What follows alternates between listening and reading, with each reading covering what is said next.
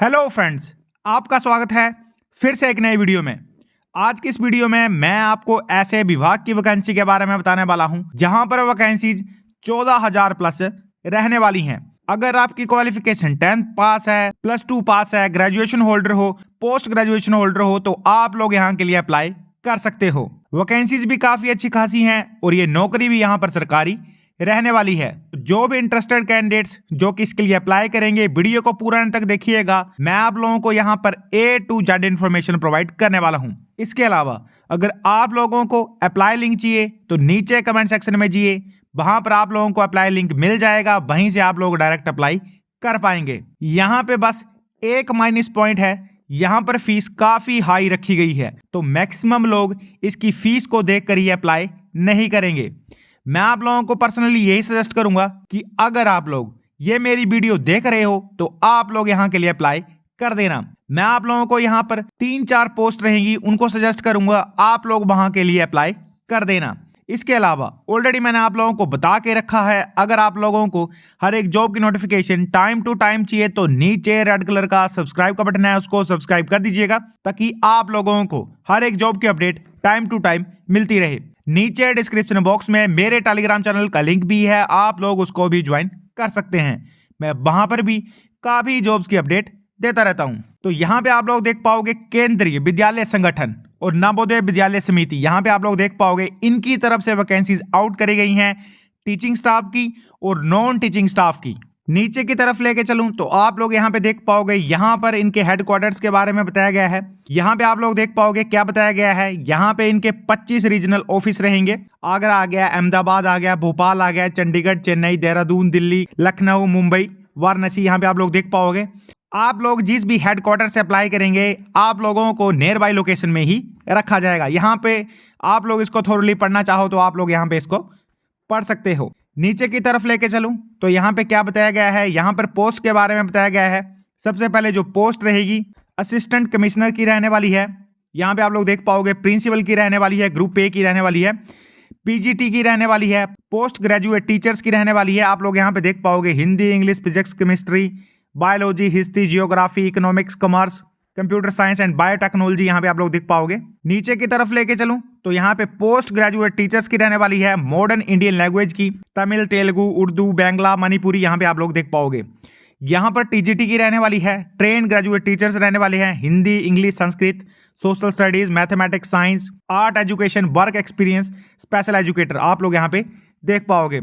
जो next vacancy रहेगी यहाँ पे लाइब्रेरियन की रहने वाली है। यहाँ पर बाई कैटेगरीज वैकेंसीज बताई गई हैं, आप लोग इसको थोरली यहाँ पर पढ़ना चाहो तो पढ़ सकते हो। नीचे की तरफ लेके चलूं तो यहाँ पे ट्रेन ग्रेजुएट टीचर्स की रहने वाली है 3rd लैंग्वेज में।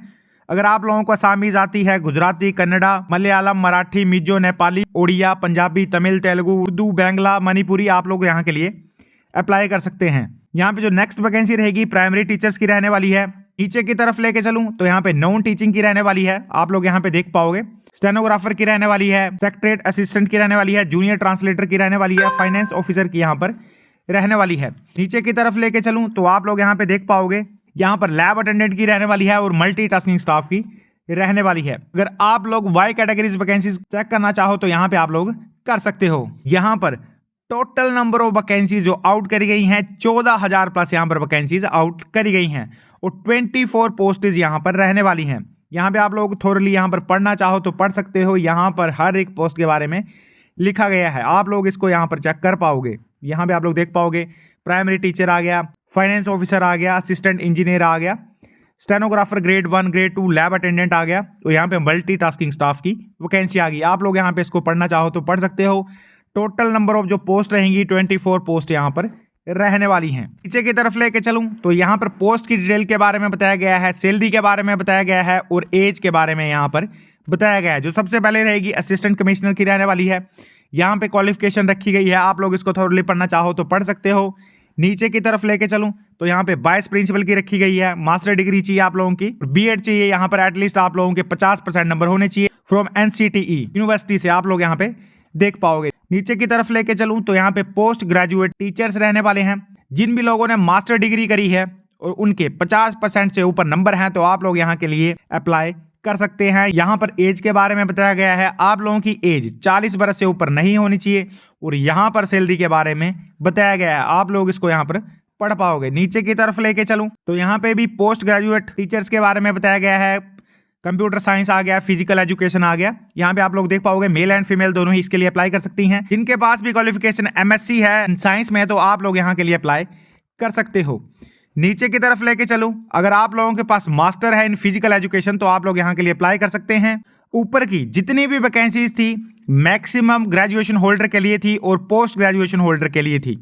पर मैं आप लोगों को जो सजेस्ट करूंगा वो यहाँ पर 3-4 पोस्टें रहने वाली हैं, वो मैं आप लोगों को यहाँ पर सजेस्ट करने वाला हूँ। अगर आप 10th और +2 के भी यहाँ पर नौकरी ढूंढ रहे हो तो आप लोग यहाँ के लिए अप्लाई कर सकते हो। और जिनके पास भी ग्रेजुएशन होल्डर है आप लोग अपर पोस्ट के लिए अप्लाई कर दीजिएगा।